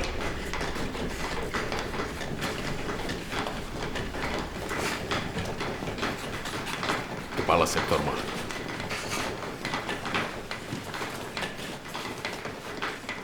Cepat bekerja! Hampir saja. Tanpa pemeliharaan dan perlindungan Tuhan yang mendorongku untuk menyembunyikan firman-Nya, jika mereka menemukan firman Tuhan, aku pasti masuk sel penyiksaan selama 3 bulan. Tuhan, aku bersyukur dan memuji-Mu.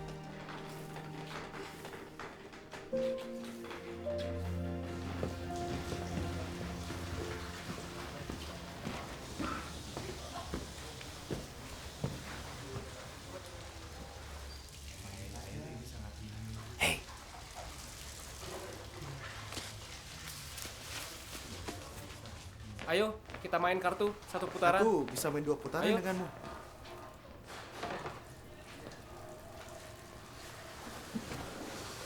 Astaga, aku lelah sekali.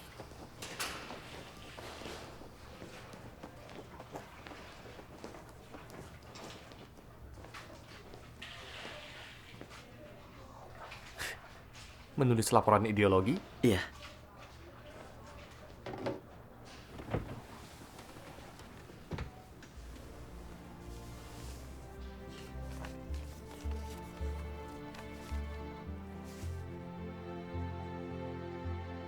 Ketika orang belum diselamatkan, hidup mereka sering diganggu dan bahkan dikendalikan oleh iblis.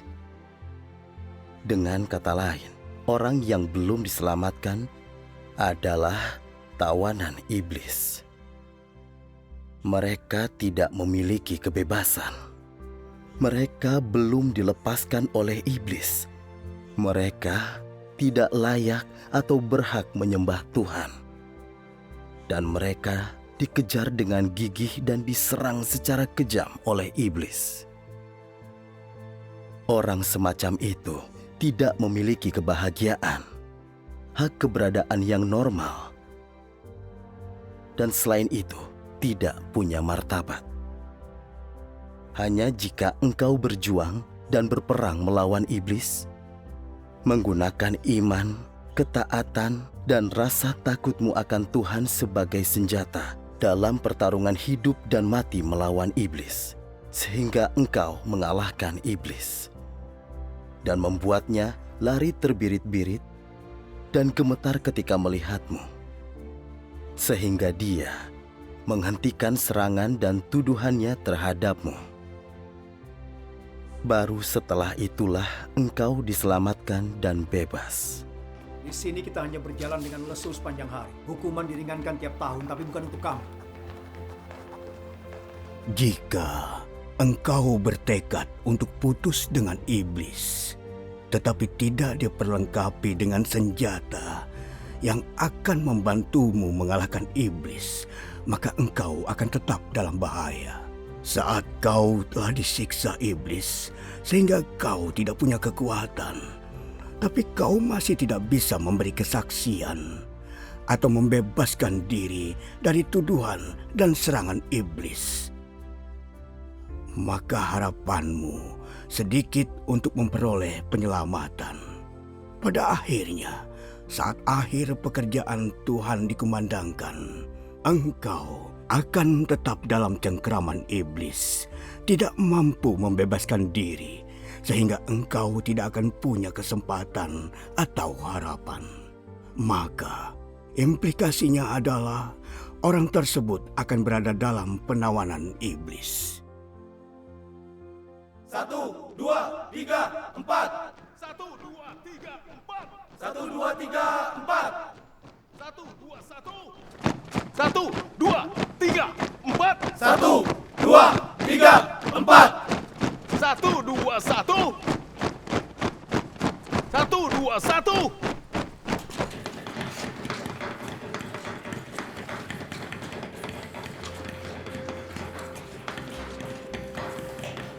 Sekuat apapun iblis, seberani dan seambisius apapun dirinya, sehebat apapun kemampuannya untuk menimbulkan kerusakan, seluas apapun taktiknya untuk merusak dan memikat manusia, selihai apapun tipu daya dan rencana jahatnya untuk mengancam manusia, sehebat apapun kemampuannya mengubah bentuk keberadaan dirinya, ia tidak pernah mampu menciptakan satu makhluk hidup pun, tidak pernah mampu menetapkan hukum atau aturan untuk keberadaan segala sesuatu, dan tidak pernah mampu mengatur dan mengendalikan objek apapun, baik yang hidup atau mati. Di alam semesta dan cakrawala, tidak ada orang atau objek apapun yang lahir darinya atau ada karenanya. Tidak ada orang atau objek apapun yang diatur olehnya atau dikendalikan olehnya. Sebaliknya, ia bukan saja harus hidup di bawah kekuasaan Tuhan, tetapi lebih dari itu, ia harus menaati semua perintah dan titah Tuhan. Tanpa seizin Tuhan, iblis tidak dapat menyentuh bahkan setetes air atau sebutir pasir pun. Tanpa seizin Tuhan, iblis bahkan tidak dapat memindahkan semut, apalagi manusia yang diciptakan Tuhan. Di mata Tuhan, iblis lebih rendah daripada bunga bakung di gunung, daripada burung yang terbang di udara, daripada ikan di laut, dan belatung di tanah. Perannya adalah melayani segala sesuatu dan bekerja untuk manusia, serta melayani pekerjaan Tuhan dan rencana pengelolaannya. Selicik apapun naturnya dan sejahat apapun hakikatnya, satu-satunya yang dapat ia lakukan hanyalah patuh menaati fungsinya, yaitu melayani Tuhan dan menyediakan sebuah kontras bagi Tuhan, Seperti itulah esensi dan posisi iblis. Hakikat dirinya tidak ada hubungannya dengan hidup, dengan kuasa, dan dengan otoritas. Ia hanyalah mainan di tangan Tuhan, hanya mesin yang melayani Tuhan. Firman Tuhan memiliki otoritas dan kuasa dan memberi kita iman dan kekuatan. Meski penjara itu tempat yang keras dan berbahaya, dan penganiayaan Sinaga Merah yang sangat besar terus berlanjut, Tuhan selalu menyertai, memimpin, dan membimbing kami. Entah berapa kali kami dalam bahaya, tapi Tuhan secara ajaib melindungi kami melewati semua kesulitan ini. Setelah mengalami penganiayaan dan kesukaran, kami melihat esensi iblis yang membenci kebenaran dan membenci Tuhan, dan memahami kedaulatan Tuhan yang maha kuasa. Kami sadar, sekejam dan sejahat apapun iblis, dia hanyalah pion di tangan Tuhan. Dia alat yang Tuhan pakai untuk menyempurnakan umat pilihannya dan membantu hidup mereka bertumbuh. Iman dan kasih kami kepada Tuhan bertambah, dan kami bersyukur dan menaikkan pujian yang tulus kepada Tuhan dari lubuk hati kami.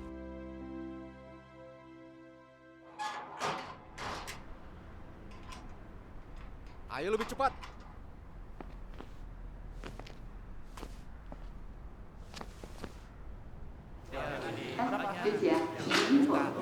Nah, tunggu. 4 as. Kau punya apa? Cuma itu saja. Tidak ada. Kenapa ada susah? Buruk. Keluar. Iya, punya ini. Karena kau tak bisa menang. Habis kau. Tutup mulutmu. Hati-hati. Pukul kau. Apa kabar? Aku baik.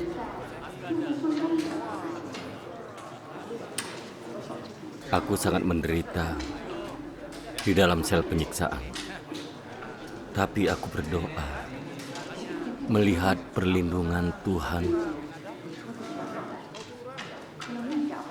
dan makin percaya pada Tuhan. Sedikit menderita tidak masalah. Yang penting berdoa, Tuhan menyertai, dan kita beriman. Jadi, penderitaan ini sepadan.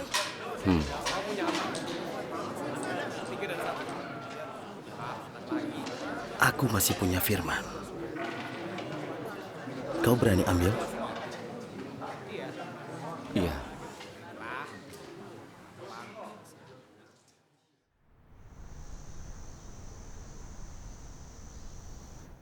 Kalian telah dipenjara 2 tahun lebih. Aku menemui kalian karena aku mau kalian tanda tangani 3 surat. Hukuman kalian dapat dikurangi. Ini membuktikan kalian telah direformasi dan mengakui semua kejahatan kalian. Setelah bebas, kalian akan jadi warga negara yang sah dan tidak perlu lagi diawasi oleh polisi setempat. Kuharap kalian kembali dan mempertimbangkannya.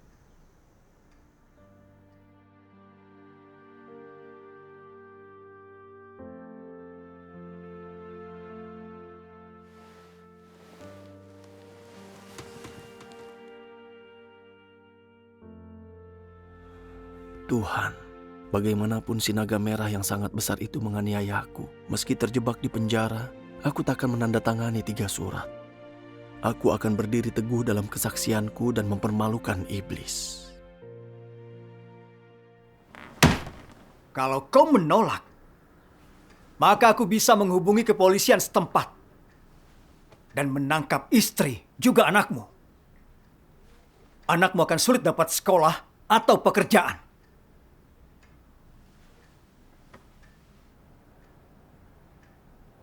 Kepercayaanku tidak melanggar hukum dan tak merugikan orang atau kelompok manapun. Kepercayaanku itu wajar. Jadi, aku tak mau tanda tangan. Sialan, kau tak tahu apa-apa.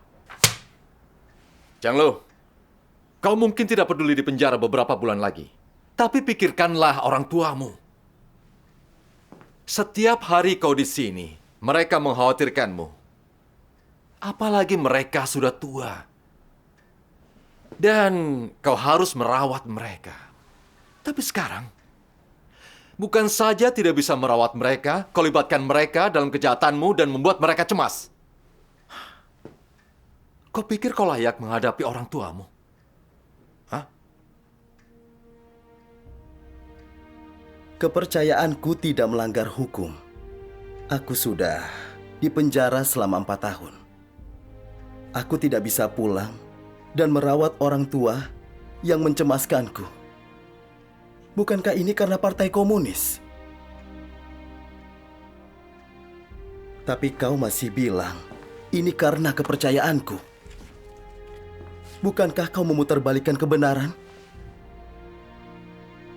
Apapun yang kau katakan, aku tidak akan menandatangani 3 surat. Bawa dia.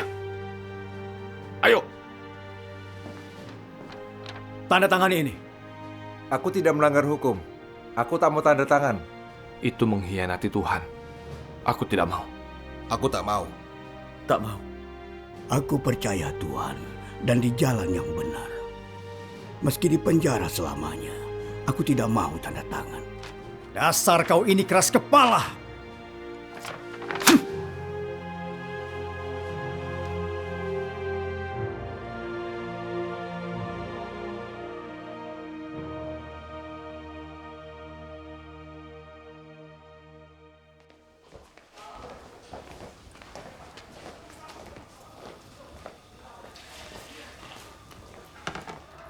Yang Yi. Hei, Ciliang. Ayo, duduk.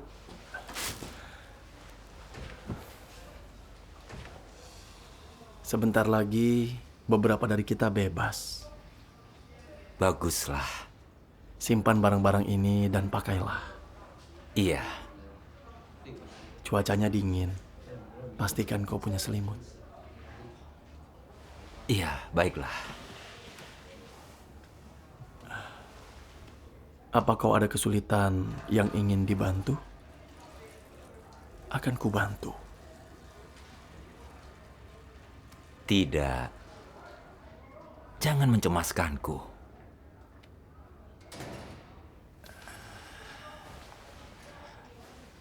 Kita telah mengalami banyak hal dan melihat perbuatan Tuhan. Ini berkat Tuhan. Kemanapun kau pergi kelak, ikutilah jalan iman. Beritakanlah Injil untuk bersaksi dan sebarkanlah firman Tuhan. Jaga dirimu. Jangan khawatir.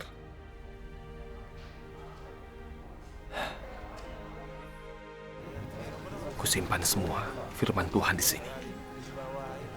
Berikanlah kepada yang membutuhkan. Baiklah. Jaga dirimu. Selamat tinggal.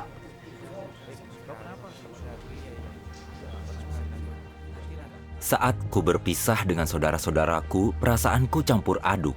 Aku bahagia untuk mereka, tapi juga akan merindukan mereka. Aku merasa senang karena setelah meninggalkan penjara, mereka bisa hidup bergereja, membaca banyak firman Tuhan, dan melaksanakan tugas. Aku akan merindukan mereka karena kami telah bersama selama beberapa tahun dan saling membantu. Dengan bimbingan firman Tuhan, kami menerobos batasan kekuatan gelap Sinaga Merah yang sangat besar, bergandengan tangan mengatasi rintangan dan membangun kasih satu sama lain.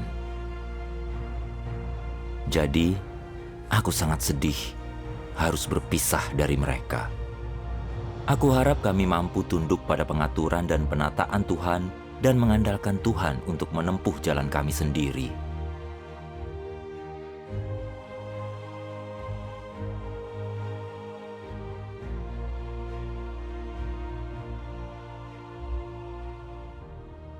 Sekarang adalah waktunya aku menentukan akhir setiap orang. Bukan tahap di mana aku mulai membentuk manusia. Aku menulis dalam buku catatanku satu persatu, perkataan dan tindakan setiap orang, jalan yang mereka tempuh dalam mengikuti aku, karakteristik dasar mereka, dan bagaimana mereka bersikap pada akhirnya. Dengan cara ini, tak peduli orang macam apa, takkan ada yang lolos dari tanganku.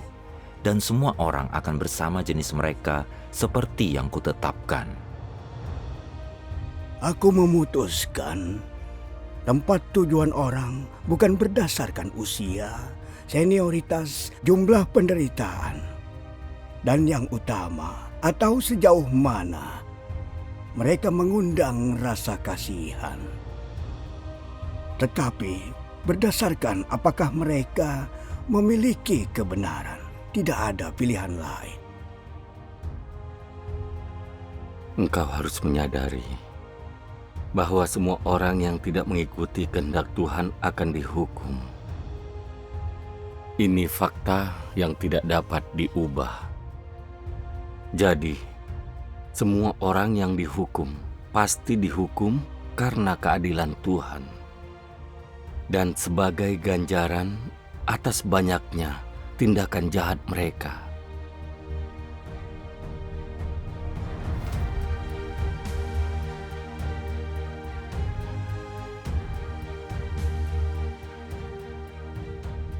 Pernahkah engkau menerima berkat yang diberikan kepadamu? Pernahkah engkau mengejar janji yang dibuat untukmu?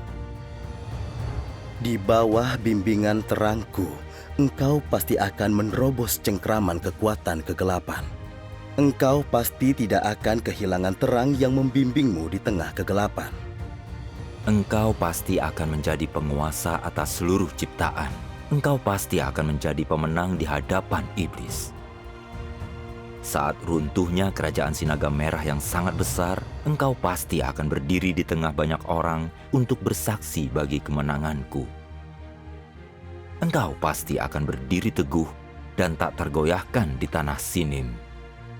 Melalui penderitaan yang kau tanggung, engkau akan mewarisi berkat-Ku dan pasti akan memancarkan kemuliaan-Ku ke seluruh alam semesta.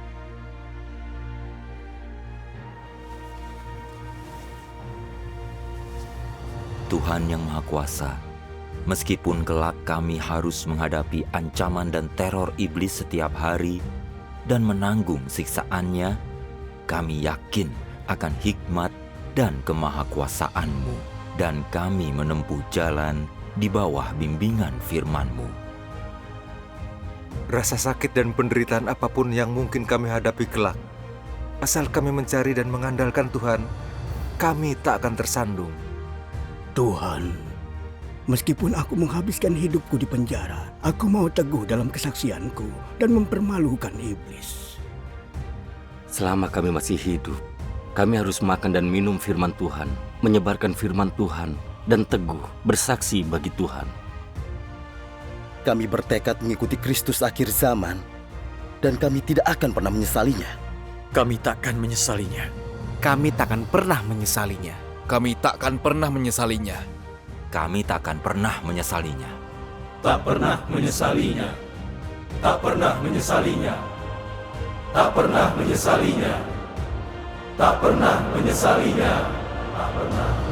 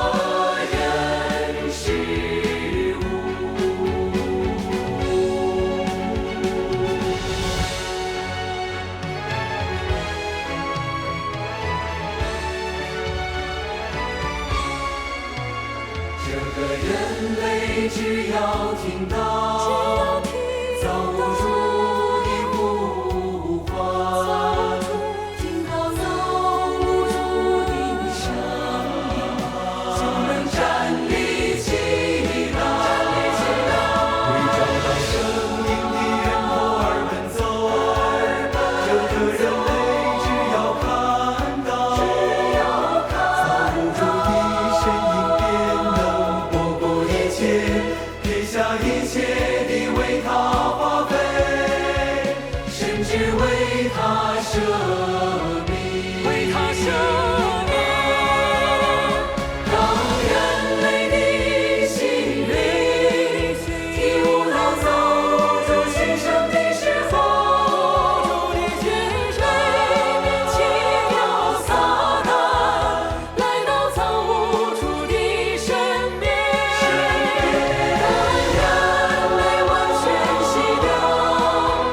掉了身上的污垢，得到造物主再次滋养供应的时候，人类的记忆便得以恢复。